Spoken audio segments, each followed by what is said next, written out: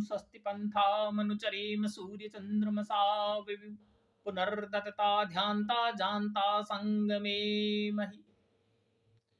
यह वेद का मंत्र कह रहा है कि जिस प्रकार सूर्य और चंद्रमा कल्याण के मार्ग की ओर अग्रसर हो रहे हैं, उसी प्रकार हे परमपिता परमात्मा, आप हमें भी कल्याणकारी मार्ग की ओर प्रेरित करें। परंतु जब हम विश्व में फैले हुए मानव समाज पर विचार करते हैं तो हम देखते हैं कि मानव समाज अकल्याणकारी मार्ग को ही कल्याण का मार्ग समझ करके चल रहा है। जैसे कि एक मनुष्य ने कहा कि मेरी जो बकरी है वह अंडे देती है, तो सुनने वाले हंसने लगे कि भला बकरी अंडे कैसे देगी। तो उसने कहा, आपने मेरी पूरी बात नहीं सुनी है, मैंने अपनी मुर्गी का नाम ही बकरी रख लिया है। ठीक इसी प्रकार आज समाज में लोगों ने अधर्म का जो मार्ग है उसी का नाम धर्म का मार्ग रख लिया है। एक मंत्र के साथ में मैं अपनी बात को आगे बढ़ाऊंगा। वेद का मंत्र कहता है, ओम या मेघान् देवगणा पितर्षोपासते तया मध्ये मेघयाग्निमेघाविनं कुरु स्वाहा। यह वेद का मंत्र कह रहा है कि हे परमपिता परमात्मा, जिस प्रकार दिव्य गुण युक्त महापुरुष और हमारे जो अभिभावक गण हैं, जो हमारे पितर हैं, वो जिस प्रकार मेघा शक्ति को धारण किए हुए रहते हैं, उसी प्रकार आप हमें भी मेघावी बनावें, हमें मेघा शक्ति से पूर्ण करें। इस मंत्र में मेघा शब्द जो आया है उसका अर्थ बुद्धि और बुद्धि से युक्त कार्य करने का अर्थ है इसका। परंतु जो लोग मांसाहार को पसंद करते हैं, जो लोग पैशाचिक अपनी वृत्तियों को धर्म का मार्ग बताते हैं और वेद से इसको जस्टिफाई करना चाहते हैं, उन लोगों का कहना है कि वेद में गोमेघ, नरमेघ, अजमेघ और इस प्रकार से जो भी यज्ञ के नाम है, वहां पर गायों को, बकरों को, अश्वों को और यहाँ तक कि मनुष्यों को भी मार करके यज्ञ में आहुति देकर यज्ञ करने की बात कही गई है। लेकिन जब हम इस मेघा शब्द पर विचार करते हैं, जैसे गो मेघ में मेघ शब्द है, तो हम देखते हैं कि गो शब्द का अर्थ है इस धरती पर जितना भी पर्यावरण प्रदूषण हो रहा है, इस धरती को स्वच्छ, गो का दूसरा नाम धरती है, तो इस धरती को स्वच्छ रखना ही गोमेघ यज्ञ है। इसी प्रकार अश्वमेघ यज्ञ पर जब विचार करते हैं तो अश्वमेघ यज्ञ का अर्थ है कि अपने राष्ट्र की जो सीमाएं हैं उनको सुरक्षित करने का नाम अश्वमेघ यज्ञ है। उसी प्रकार अजमेघ यज्ञ का अर्थ है कि राष्ट्र को अन्न से राष्ट्र के प्राणियों को पोषित करने का कार्य करना जो है वह अजमेघ यज्ञ कहलाता है। उसी प्रकार हमारी पावन संस्कृति में 16 प्रकार के संस्कार हैं, तो जन्म से लेकर के मृत्यु पर्यंत जो 16 संस्कार है, उनकी जो अंतिम परिणति है, जो हम दाह कर्म करते हैं, उस दाह कर्म करने का नाम नरमेघ यज्ञ है। परंतु लोग इसके विपरीत अर्थ लगाते हैं। हमने पिछले अध्ययन में ये जाना था कि जब एक ग्रंथ में एक विषय पर 2 से अधिक विपरीत विचारधारा हो तो उनमें से केवल एक ही बात सत्य हो सकती है।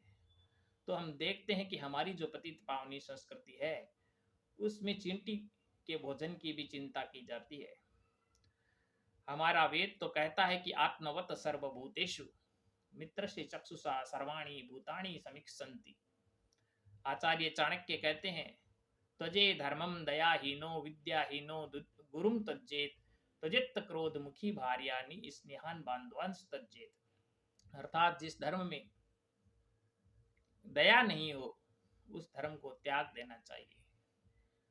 तो जबकि दूसरी तरफ हमारे धर्म में हिंसा की बात होने के बारे में कहा जाता है। लोगों का कहना है कि पशु जीव जीवस्य भोजनम, अर्थात जीव जीव का भोजन है। ऐसे लोगों को समझना चाहिए कि यदि हम जीवों से ही हम सीखने का कार्य करें तो जीव हमारे गुरु हो गए। जब यदि हम इस विषय पर विचार करते हैं तो हम देखते हैं कि बहुत से जीव अपनी ही जाति के जीवों को भी खा जाते हैं। तब तो हमें आगे चलकर यदि मनुष्य मनुष्य को भी खाने लगे तो भी कोई आश्चर्य नहीं करना चाहिए।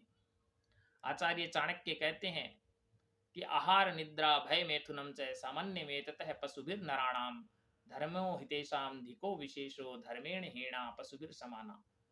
अर्थात आहार निद्रा भय और मैथुन यह तो मनुष्य में और पशुओं में समान है, परंतु केवल धर्म ही एक विशेष है जो मनुष्य में अधिक है, पशुओं में नहीं है। अर्थात धर्म और अधर्म का विचार मनुष्य को करना चाहिए। पशुओं में वह विचार करने का सामर्थ्य नहीं है, क्योंकि मनुष्य नाम ही बना है मन से। मत्वा कर्माणि सिंदंती, अर्थात जो विचारवान है वही मनुष्य कहलाने का हकदार है। बहुत से लोग यह कहते हैं कि जो पशु है उनमें जीव नहीं मानते, कि इनमें जीव नहीं होते, सिर्फ मनुष्य में ही जीव होते हैं। तो हम जब आत्मा के विषय पर विचार करते हैं तो हम देखते हैं कि आत्मा के मुख्य रूप से दो गुण होते हैं, एक तो ज्ञान और एक दूसरा कर्म। उसी ज्ञान और कर्म को जब ईश्वर प्रदर्शित करता है तो हमें 5 ज्ञानेंद्रियां और 5 कर्मेंद्रियां के रूप में यह शरीर देता है। तो हम देखते हैं जिन जीवों के ज्ञानेंद्रियां और कर्मेंद्रियां हैं उन सब में आत्मा होनी निश्चित है। हम ये देखते हैं कि संसार में सबसे बड़ा पाप की जब हम बात करते हैं तो कृतज्ञता ही सबसे बड़ा पाप है। जो जीव हमारे द्वारा भोजन करने के उपरांत जो बचे हुए अपशिष्ट पदार्थ होते हैं उनको खा करके हमको अमृतमय दूध देता है। जैसे हम केला खाते हैं तो उसके अंदर का गुदा हम खा लेते हैं और जो छिलका होता है उसको पशु को देते हैं। इसी प्रकार पशु ऐसे पदार्थ को खा करके हमें दूध देता है, और यदि हम पशु को कहीं दूर छोड़ के आ जाएं तो वह हमें ढूंढते हुए वापस अपने घर पे आ जाता है। यदि कोई हिंसक जानवर पशु के को मारना चाहे तो वह आके हमारे शरण में आकर के अपनी जान को बचाने का प्रयास करता है, क्योंकि वह हमें अपना अभिभावक समझता है, अपना मालिक समझता है, इसलिए वह हमारे पास आता है। यदि हम इस प्रकार जो पशु हम पर इतना विश्वास करता है उसी के हम प्राण हरण कर लेते हैं तो यह विश्वासघात है और यह कृतज्ञता है। हम किए गए उपकारों को भूल करके उसको मार देना कहीं से भी उचित नहीं हो सकता है। फिर जब हम विचार करते हैं तो हम देखते हैं इसी प्रकार जब हम उपासना के स्तर पर विचार करते हैं तो हम देखते हैं कि ऋषि पतंजलि ने ईश्वर प्राप्ति के लिए जो यम नियम बताए हैं उनमें अहिंसा सर्वोपरि स्थान है अहिंसा का। क्यों यम नियम इस प्रकार हैं, अहिंसा सत्य अस्ते अपरिग्रह सोच संतोष तप स्वाध्याय ईश्वर प्राणिदान। तो इसमें अहिंसा सर्वोपरि है। तो हमें पता चलता है कि बिना अहिंसा के ना तो हम ईश्वर को प्राप्त कर सकते हैं, ईश्वर को प्राप्त करने के अधिकारी बन सकते हैं, और ना ही जो मानव धर्म है उसकी भी कल्पना बिना अहिंसा के नहीं की जा सकती है। बहुत से लोग कहते हैं कि जो ईश्वर है, खुदा है, वह कुर्बानी चाहता है। तो जब हम कुर्बानी के विषय पर विचार करते हैं, तब हमें यह पता चलता है कि कुर्बानी मनुष्य को किसकी देनी चाहिए? अपनी वस्तु की देनी चाहिए। और इस संसार में अपना क्या है? अपना कुछ भी अपना नहीं है। आत्मा शब्द का भावार्थ अपना होता है। हमारी जो नितांत रूप से हमारा अपना है, वह हमारी आत्मा है। हमारी आत्मा को छोड़ करके दूसरी कोई भी वस्तु हमारी नहीं है। तो यदि किसी को कुर्बानी देनी हो तो उसे अपनी कुर्बानी देनी चाहिए। किसी अन्य जीव की कुर्बानी देना यह पाखंड है। इसमें हमारा त्याग कुछ नहीं है। यदि हम अपने शरीर की कुर्बानी नहीं दे सकते हैं, तो अपने जो दुर्गुण हैं, दुर्व्यसन है, उनकी कुर्बानी दे सकते हैं। यहाँ तक तो बात सोचने में सही लगती है। परंतु ये जो विचार है कि ईश्वर कुर्बानी से प्रसन्न होता है, यह एक हास्यास्पद विचार है। क्योंकि ईश्वर तो सबका कल्याण चाहने वाला है।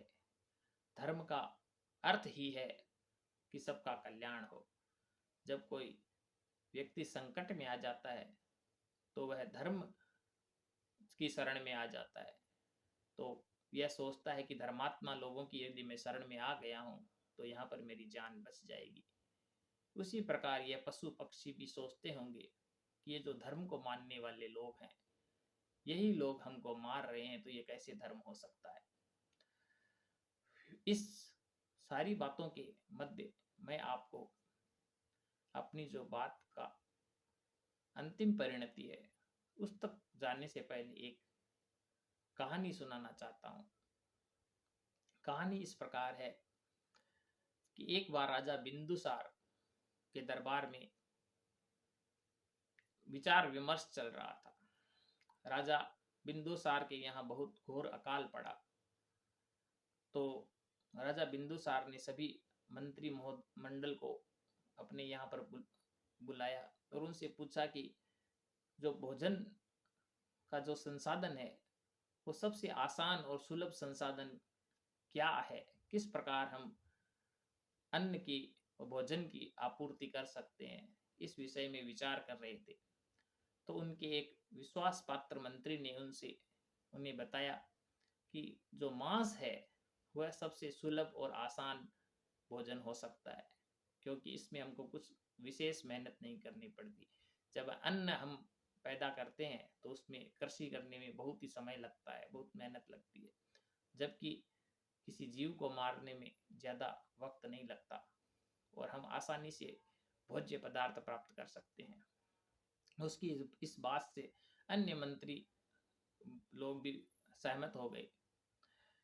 तो वहां पर बैठे आचार्य चाणक्य से जब उनकी राय मांगी गई तो वो कुछ नहीं बोले। उन्होंने एक दिन का समय मांगा और कहा, मैं महाराज, मैं आपको कल इस विषय में बताता हूँ। तो महाराज बिंदुसार ने उनको एक दिन का वक्त दे दिया। रात्रि को आचार्य चाणक्य उस मंत्री के घर पर पहुंच गए जिसने मांस को सबसे आसान और सुलभ भोज्य पदार्थ कहा था। तो आचार्य चाणक्य उसके पास देर रात को जब पहुंचे तो मंत्री उनको देख करके भयभीत हो गया कि इतनी रात को महामंत्री का यहाँ पर आने का क्या प्रयोजन हो सकता है। तो उसने आचार्य चाणक्य से आने का प्रयोजन पूछा।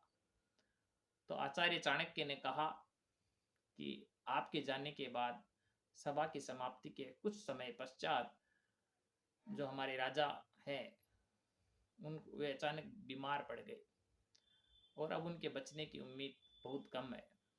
राजवेद ने कहा है कि सिर्फ वो एक ही शर्त पर बच सकते हैं कि यदि वो उनके जो सबसे विश्वास पात्र मंत्री है उनके हृदय का 1 तोला मांस यदि उनको मिल जाए तब उनकी जान बच सकती है।